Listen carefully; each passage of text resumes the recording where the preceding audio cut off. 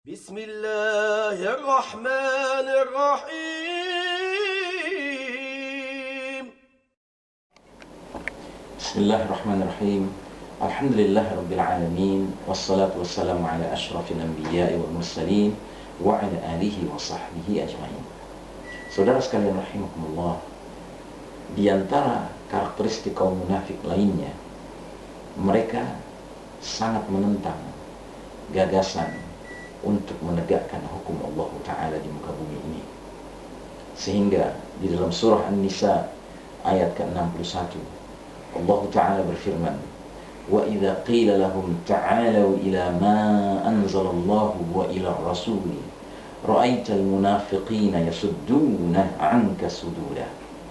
Apabila dikatakan kepada mereka, marilah kamu tunduk kepada hukum yang Allah telah turunkan dan kepada hukum Rasul, niscaya kamu lihat orang-orang munafik menghalangi manusia dengan sekuat-kuatnya dari mendekati kamu. Shadaqallahul adzim. Jadi saudaraku rahimakumullah, di antara ciri khas orang munafik, mereka sangat alergi dengan gagasan tegaknya hukum Allah Ta'ala, tegaknya hukum Rasul. Mereka alergi bila mana membayangkan syariat Islam saja yang mendominasi, yang tinggi, yang mulia di muka bumi ini. Padahal ini adalah perintah Allah Ta'ala. Allah Ta'ala menyuruh kita untuk menjadikan hanya apa-apa yang Allah turunkan sebagai sumber hukum. Sebab Allah yang maha tahu dan Allah yang maha adil. Tentunya sumber hukum yang bersumber dari Allah Ta'ala itulah yang menjamin tegaknya keadilan dan kebenaran. Sebagaimana Allah Ta'ala menantang kita dengan firman-Nya dalam surah Al-Ma'idah ayat ke-50. Afa hukmal jahiliyati yabghun wa man ahsanu minallahi hukman liqaumin yuqinun. Apakah hukum jahiliyah yang manusia kehendaki, dan siapakah selain Allah yang hukumnya terbaik seandainya kalian yakin. Jadi saudaraku rahimakumullah, urusannya urusan keyakinan. Sementara keyakinan inilah yang raib, yang absen dia dari hati orang-orang munafik. Orang munafik adalah orang-orang yang senantiasa dalam keraguan, senantiasa dalam kebimbangan yang berkepanjangan, sehingga akhirnya syaitan dan semua perangkat-perangkat syaitan memanfaatkan kebimbangan dan keraguan mereka untuk memastikan ini mengarah kepada kekafiran dan ingkar kepada Allah Subhanahu wa Ta'ala.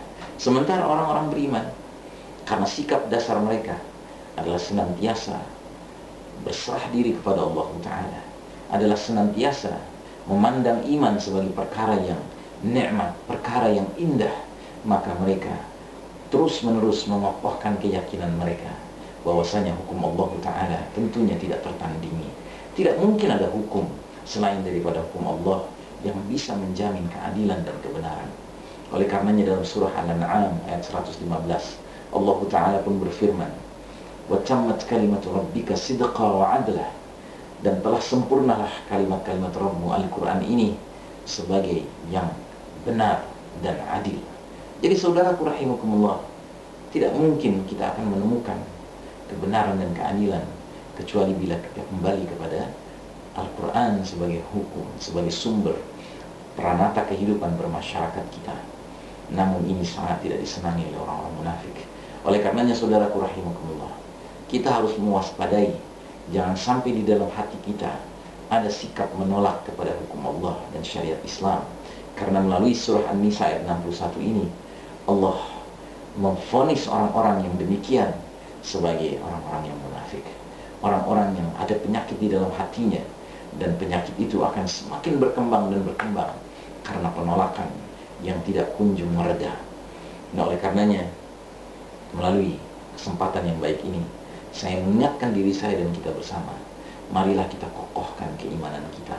Marilah kita pastikan bahwa tidak ada di dalam diri kita keraguan akan Allah Ta'ala yang telah menciptakan jagat raya yang maha besar ini, yang maha luas ini, oleh yang maha kuasa. Kemudian kita masih saja beranggapan Allah yang maha kuasa itu tidak sanggup menurunkan perangkat-perangkat aturan dan perangkat hukum yang tentunya bisa menjamin bagi kebaikan manusia, makhluk yang kecil yang Allah ciptakan dan lemah di muka bumi ini. Namun begitulah penyakit orang-orang munafik.